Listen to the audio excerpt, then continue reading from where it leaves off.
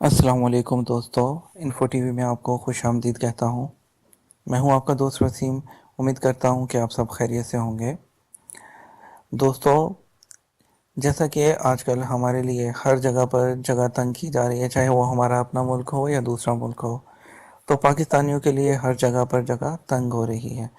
तो ऐसी ही एक और वीडियो लेकर आया हूँ आपके लिए। एक बुरी न्यूज़ है जिसमें जो है पाकिस्तान पे जो है वो वीज़ा इशू पे पाबंदी लग गई है।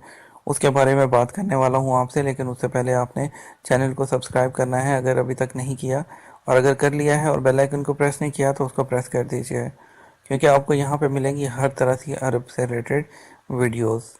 तो बिना आपका वक्त ज़ाया किए आज की वीडियो को शुरू कर लेता हूँ। तो दोस्तों, 7 ममालिक पर जो है वो वीज़ा की पाबंदी लगा दी गई है। वो कौन कौन से ममालिक हैं उसके बारे में बात करते हैं। कुवैती महकमा इकामा ने कहा है कि 7 ममालिक के तारकीन को वीज़ा जारी करने पर पाबंदी है।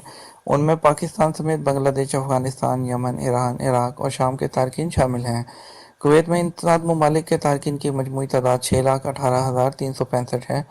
महकमा इकामा तहत काम करने वाले शुमारियात के इदारे के मुताबिक कुवैत में मुकीम पाकिस्तानियों की कुल तादाद 1,07,084 है। इनमें से वक्ती इकामा के हामिल अफराद 2,352 हैं।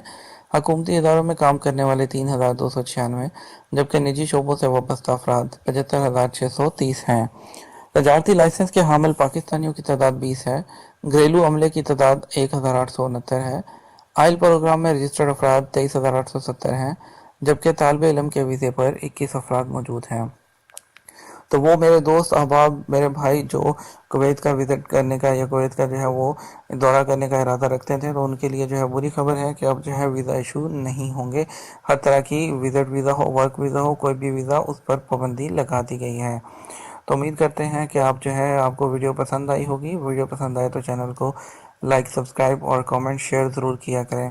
ठीक है, और अपनी दुआओं में बिल्कुल याद रखिएगा। अपना ख्याल भी रखिएगा। अल्लाह हाफ़िज़।